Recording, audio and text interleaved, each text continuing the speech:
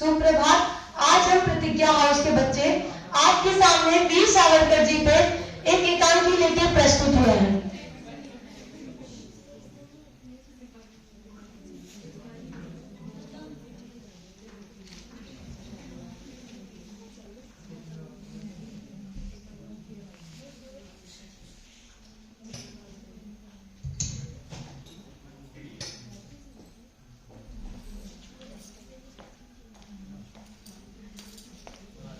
जब हमारा देश दासता की जंजीरों में बंधा हुआ था, घायल था, जब हमारी इच्छाओं का संचालन विदेशी शासन कर रहे थे और हमारी संपदा, हमारी दौलत को लूट लूट कर सात समंदर पार ले जा रहे थे, तब कितनी ही वीर बलिदानियों ने उन विदेशी शक्तियों को, उन अत्याचारियों को ललकारा और अपने प्राणों की आहुति दी।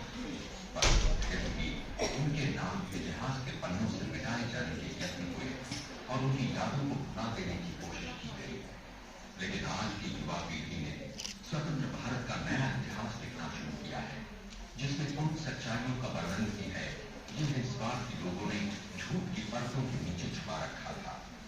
समय के निष्पक्ष हाथों ने उन सच्चाइयों को ढूंढ निकाला है, उन्हें प्रकाश में लाने के प्रयत्न होने लगे हैं। उस नए इतिहास के एक स्वर्णिम अध्याय का नाम है वीर सावरकर।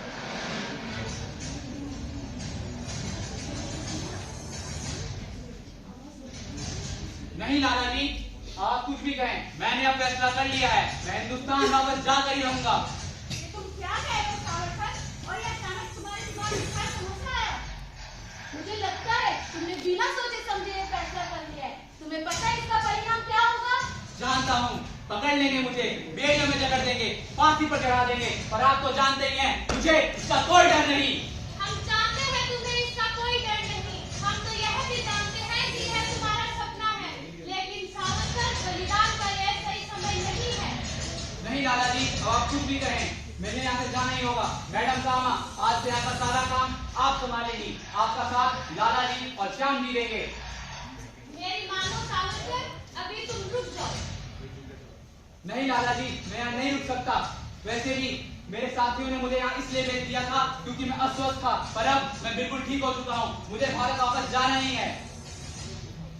और ये देखिए, आज सुबह हिंदुस्तान से पत्र आया है। क्या लिखा है इसमें? नासिक में जैक्सन मर्डर केस में हमारे साथियों को पुलिस ने पकड़ लिया है और अब उन्हें फांसी पर लटकाने जा रहे हैं। और आप तो जानते ही हैं, उनको बंदूकें मैंने ही दी थी। मेरे भैया अंडमान जेल में हैं, मेरी भाभी और मेरी पत्नी घर से निकल चुकी हैं और मेरा छोटा भाई भी जेल में है। और क्या लिखा है? और पुलिस की तजावुज़ में आकर जिस व्यक्ति ने उन्हें बंदूकें दी थी, वो भी सरकारी गवाह बन चुका है। अगर मैं अब भी यहाँ से नहीं गया तो भारत की स्वतंत्रता का सपना ही रह जाएगा। तुम ठीक कह रहे हो सावरकर, मगर इस वक्त तुम्हारा हिंदुस्तान जाने का मतलब है आत्महत्या करना है। हिंदुस्तान और इंग्लैंड दोनों जगह तुम्हारी गिरफ्तारी का वारंट निकल चुका है। सावरकर, तुम क्या सोच रहे हो? लाला जी, मैं तो ये सोच रहा हूँ कि मूल्यवान तो सोने की लंका भी थी, पर जब बात स्वतंत्रता पर आए तो रावण राज है ब्रिटिश राज, दहन तो होकर ही रहेगा।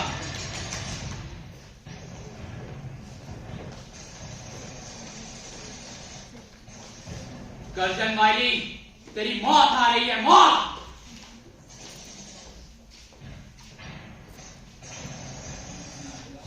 गर्जनवाली की हत्या के आरोप में सावरकर जी को लंदन में गिरफ्तार कर लिया गया। 23 जनवरी 1911 में उन्हें आजीवन कारावास में काला पानी की सजा सुनाई गई। सरकार भी तुम्हारी है, लश्कर भी तुम्हारा है। सरकार भी तुम्हारी है, लश्कर भी तुम्हारा है। तुम झूठ को सच लिख दो, अखबार भी तुम्हारा है। सावरकर जी के परिवार पर अत्याचार का दृश्य।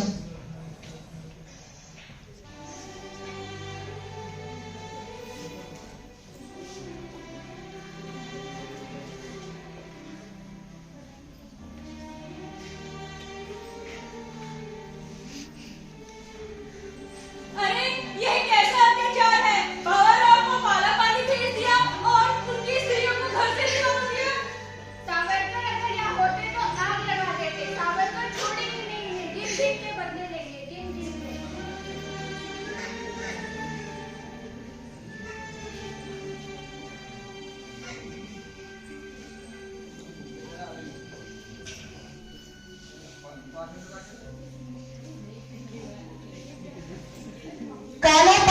सजा पाने वाले की अंडमान की सेलुलर जेल में बंद कर दिया जाता है।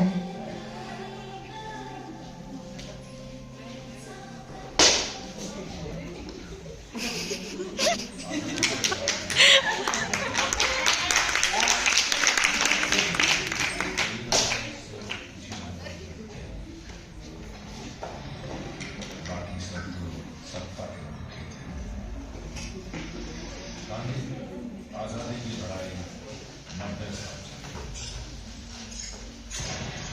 और ये लड़ाई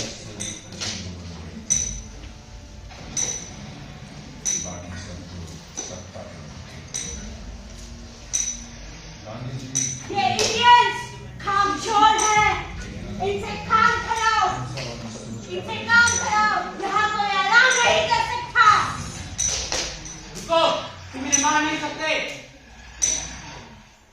मैं इन्हें यही काट कर दूंगा इस विशाल समुद्र के अंदर।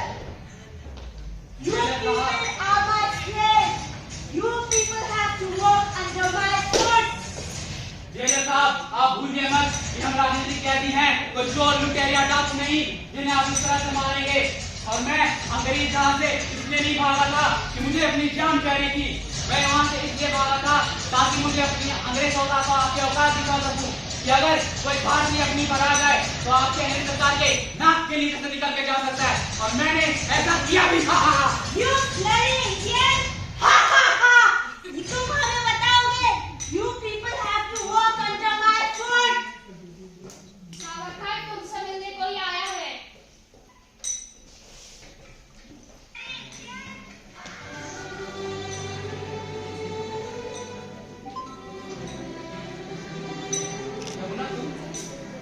ये क्या हो गया है आपको?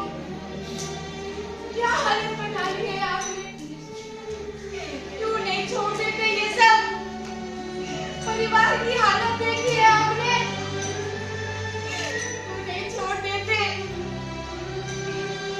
यमुना, अगर 4 परिवारों के परेशान होने से लाखों परिवारों का भला हो रहा है, इसमें क्या बुराई? और वैसे भी जब हमारी भारत माता इन जंजीरों से आजाद होगी तो ये कष्ट किसी को याद नहीं रहेंगे। यमुना, यमुना, तुम घर जाओ और घर वालों का ध्यान रखो। मैं जल्दी लौट कर आऊंगा। यमुना, तुम जाओ। यमुना,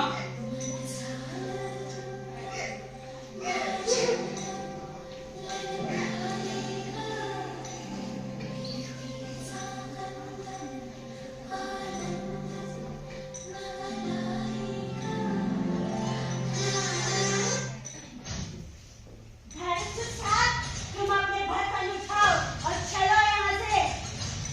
चलो चलो चलो। We don't have time. Get up and go. Get up and go. ठीक ही तो कहता है राम बाबू, मुझे यहाँ से निकलना ही होगा। अब चाहे यहाँ निकलने से मुझे कोई पत्र लिखना पड़े या कोई नाटक करना पड़े, मैं लिखूंगा वो पत्र। वीर सावरकर की रिहाई 1924 में हुई। 1937 के बाद उन्होंने भारत भ्रमण शुरू किया और राजनीतिक एवं सामाजिक एकता के बारे में बोलना शुरू किया। फिर वो हिंदू महासभा के अध्यक्ष बने और अपनी अध्यक्षता में के दौरान उन्होंने भारत को हिंदू राष्ट्र कहा। काल स्वयं मुझसे डरा, काल स्वयं मुझसे डरा, मैं काल से नहीं डरा। काले पानी का काल घूंट पीकर काल के तरार से सबकों को झकझोर कर मैं बार बार लौट आया हूँ और आज भी जीवित हूँ। हारी मृत्यु से भी मैं नहीं हारा हूँ।